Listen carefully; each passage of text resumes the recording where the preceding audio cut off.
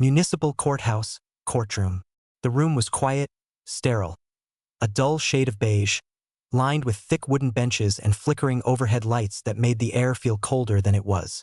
The judge sat high on the bench, tapping notes into a laptop. A jury of 12 watched without much expression. The air smelled of stale coffee, paper, and unease. At the witness stand sat Maya Thompson, 16 years old. Thin braids, a pressed navy blue shirt too big at the sleeves, and eyes that shifted nervously between the floor and the courtroom. She cleared her throat. Her voice was small, respectful. "I was walking to the store." "Louder," interrupted Prosecutor Charles Brenner, a tall white man in a fitted gray suit. His voice cut across the room like a slap. "We can't hear you when you mumble." Maya blinked, startled. I said I was walking to the store. Around 6:30, maybe 6:45. "Which one is it?" he barked, stepping forward. "You maybe walked to the store, or you definitely did?" Maya glanced at the judge. No reaction. She looked toward the jury. Blank faces. She took a breath. "I was walking to the store. At 6:30. "Thank you," he said sarcastically. "And while you were walking, were you with anyone? Or just loitering like usual?" The courtroom stirred. Someone coughed in the gallery. A bailiff shifted uncomfortably near the exit. Maya's throat tightened. Her knuckles whitened around the edge of the witness stand. "I was alone." Brenner stepped even closer. "Alone. Night. In that neighborhood. Dressed like that." He waved vaguely toward her jeans and hoodie, as if the fabric itself were a crime. Maya's lips trembled but stayed closed. Defense table, same time. Maya's public defender, a young woman named Alana Reyes, scribbled furiously, whispering, "Objection, Your Honor. Relevance." The judge didn't even look up. Sustained. "Mr. Brenner, keep it professional." But there was no reprimand. No tone. No warning. Just a hollow note in the air. Witness stand. Brenner tilted his head. "Let me ask this, Miss Thompson. Did you understand the officer's instructions when he approached you? Or were you too busy? What do they call it now? Ghosting, texting, vibing?" Maya looked down, humiliated. I didn't do anything wrong. He asked for ID, and I gave it." "Really? Because the report says you hesitated. That you reached into your pocket slowly." A juror, a white man in his 50s, shifted, arms crossed. Brenner circled her like a hawk. "And tell me, when you reached into your pocket, were you trying to escalate the situation? Or were you just being defiant?" Maya's voice cracked. "No, sir. I was scared." He leaned in coldly. "Scared? Of what, Miss Thompson? Being held accountable?" Her lips parted slightly, but no sound came out. Audience benches. From the back row, a tall woman in a charcoal coat watched silently. Skin the same shade as Maya's, eyes sharp and restrained. Her fingers tightened around a leather clutch as the prosecutor continued. Witness stand. Maya's breathing was faster now. Her fingers trembled as she tried to hold on. "I didn't do anything," she said again. "I was just walking home." Brenner smirked. "And what a coincidence. You just happened to witness a crime, yet remember nothing helpful. You dress like a suspect, act like a suspect, and speak like someone who's hiding something." The courtroom fell silent. The words echoed louder than the prosecutor's voice ever had. Maya sat frozen. A single tear clung to her lash but never fell. The woman in the back stood slowly. Courtroom. The silence lingered like smoke after a small fire. Not loud, but heavy. Maya sat on the witness stand, barely blinking. Her back was straight, but her hands had curled into fists in her lap. Prosecutor Brenner smiled now, not warmly, but with a polished confidence. He adjusted his cuffs, took a slow step forward, and spoke with faux charm. "Let's try this again, shall we? Perhaps if you used proper English, the jury might understand you better." Gasps flickered through the gallery. Someone let out a sharp breath. A juror looked up, wide-eyed, but no one said a word. Maya's breath caught in her chest. "Excuse me," she said quietly. "You heard me." Brenner's tone hardened. "You're speaking like you're on a sidewalk corner, not in a courtroom. This isn't slang hour, this is sworn testimony." Defense table. Alana Reyes stood abruptly. "Objection. That's inappropriate and withdrawn." Brenner cut in before the judge even responded. He knew what he was doing. The words were already in the room. Echoing. Burning. Witness stand. Maya's cheeks flushed. Her voice trembled, but she tried to hold her ground. I'm speaking the best I can. Really? He said, raising a brow. Then perhaps you should have studied a little harder before walking into a courtroom. Enunciation matters. He turned to the jury as if delivering a sermon. Ladies and gentlemen, you deserve clarity. You deserve a witness who respects this process, not someone who mumbles through it like a TikTok confession. Laughter. Soft. Nervous. But it was there. One juror covered his mouth. Another tilted her head, uncertain whether she should smile. Audience benches, back row. The tall woman in the gray coat, still standing, took a slow step forward. But stopped. She was watching Maya. Watching her daughter. Witness stand, close up. Maya lowered her eyes. Her throat worked silently as though swallowing glass. I'm not trying to be rude, she whispered. I was just scared. I was scared when the officer grabbed my wrist. I didn't know what I did wrong. Brenner pounced. Scared? Interesting. That seems to be your favorite word today. Were you scared when you lied to police? When you conveniently forgot the license plate of the suspect's car? I didn't lie. I told them everything I saw. Which was conveniently very little, he snapped. Jury box, silence. The room was tense. Not out of suspense, but out of discomfort. Even those on Brenner's side were now watching him with uncertainty. Was he doing his job? Or something more? Judge's bench. The judge finally cleared his throat. Mr. Brenner, keep your focus on the facts. Your Honor, Brenner said, still facing Maya. The facts are simple. This witness is unreliable, disrespectful, and clearly struggling to even form coherent responses. He turned fully toward the jury now, gesturing toward Maya like a teacher scolding a student. She can't speak clearly. She can't remember clearly. And based on how she carries herself, I question whether she belongs on that stand at all. That was it. The blow landed. Witness stand. Maya didn't cry. Not quite. Her lips pressed tightly together. Her hands were still. But something in her eyes dimmed.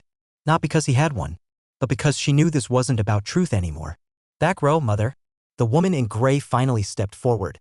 The bailiff moved, unsure whether to stop her, but she raised one hand, calm, authoritative. Your Honor, she said clearly. Before this continues, I'd like to identify myself. The judge looked up confused. Ma'am? She walked slowly toward the center of the room. My name is Nia Thompson, mayor of the city, and the young woman you've just spent 10 minutes belittling and mocking. She turned toward Maya. Is my daughter. Silence. One juror audibly gasped. The court reporter stopped typing. Even Brenner looked pale. The judge stared blankly for a moment before blinking. We'll take a brief recess, he said quickly, voice shaky. Gavel strikes. Court adjourned. But no one moved. Eyes locked on Maya. Not as a girl who stumbled on her words, but as a girl whose presence had just changed the room. Courtroom, moments after recess is called. The sound of the gavel still rang faintly in the air, but no one moved. The judge had disappeared into chambers. The bailiff stood awkwardly by the door. Even the jury hadn't risen. All eyes were on the center aisle and on Mayor Nia Thompson, standing tall in her tailored gray coat, hand gently resting on her daughter's shoulder. Maya sat frozen, not fully realizing what was happening. Her cheeks still burned from humiliation, but now the attention felt different. Sharper. Heavier. You're the mayor? Prosecutor Brenner finally said, voice lower. Confused. Yes, Nia replied calmly. But more importantly, I'm Maya's mother. She turned to the gallery. Her voice rose, not in anger, but with precise, powerful clarity. And I watched a grown man try to dismantle a 16-year-old girl on that witness stand because of the way she speaks, because of the way she looks, because you thought no one important was watching. A low murmur rippled through the gallery. I watched you take pride in shaming a teenager.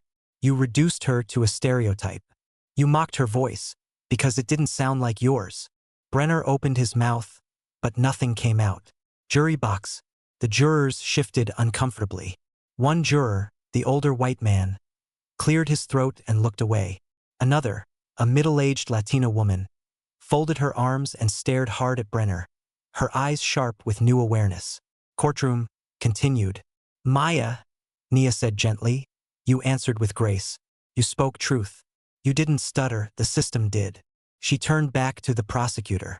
You didn't question her for truth. You questioned her to break her. And you would have gotten away with it if you hadn't chosen the wrong girl. Brenner's face was flushed.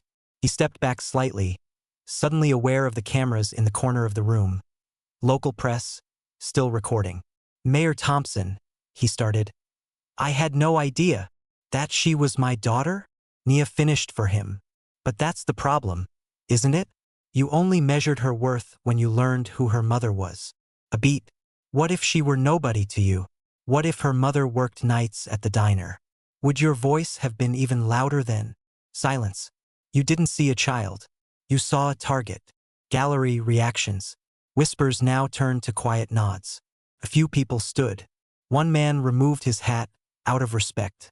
Others watched Maya, no longer seeing her as a witness, but as someone who deserved to be heard all along. Defense table. Alana Reyes watched with awe. She whispered to Maya, "You okay?" Maya nodded faintly, her voice barely audible. "Yeah, I think so." Judge's chambers.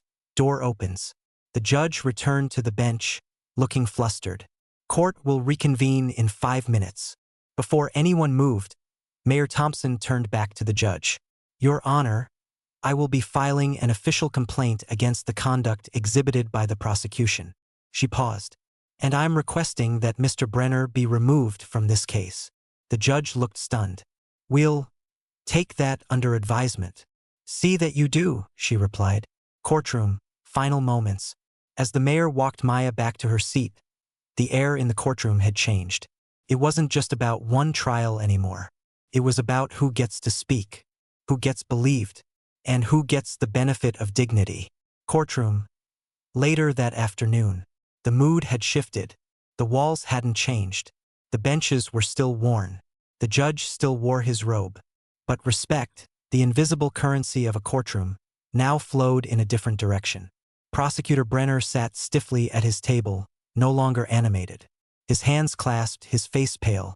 The quiet murmur of disapproval still hovered in the room like fog that wouldn't clear. Across from him, Maya now sat beside her mother. She had been offered a brief break, but she insisted on returning. Her spine was straighter. Her eyes no longer searched the room for permission. The judge adjusted his microphone. "Court will reconvene. Let it be noted that the witness has returned and is ready to continue." Before Brenner could rise, Mayor Nia Thompson stood again. "Your Honor," she said, tone composed but ironclad.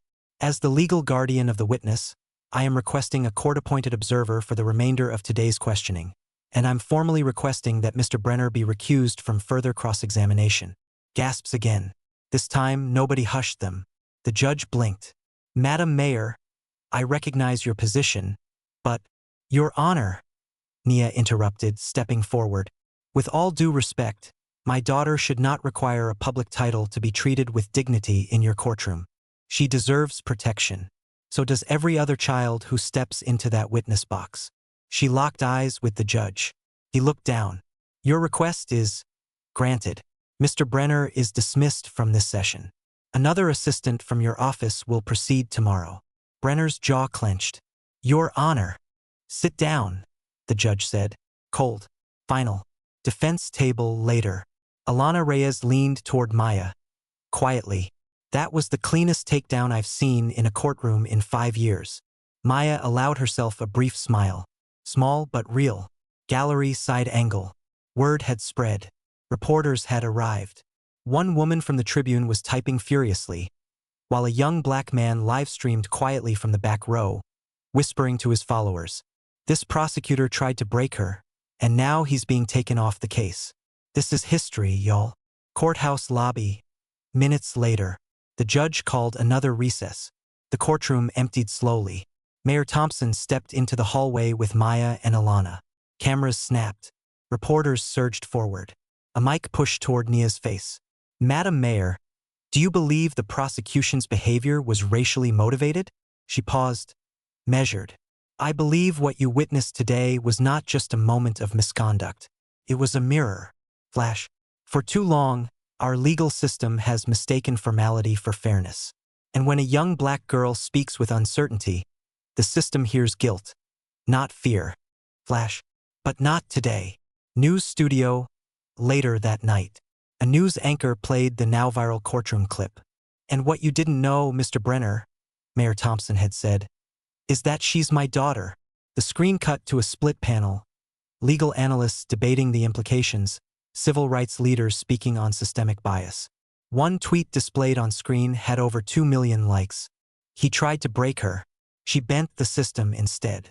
Maya's bedroom night. Maya sat on her bed, a soft hoodie wrapped around her. Her phone buzzed with messages.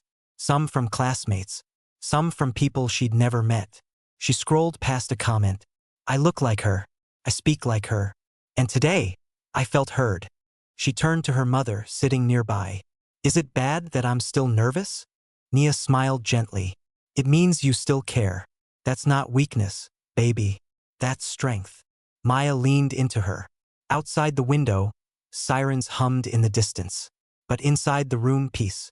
Courtroom, next morning. Brenner's seat was empty. A young black prosecutor stood in his place now, respectful, focused, professional. The judge addressed the room. Before we proceed, I'd like to formally acknowledge yesterday's events. Our courtroom must be a place of fairness, not fear.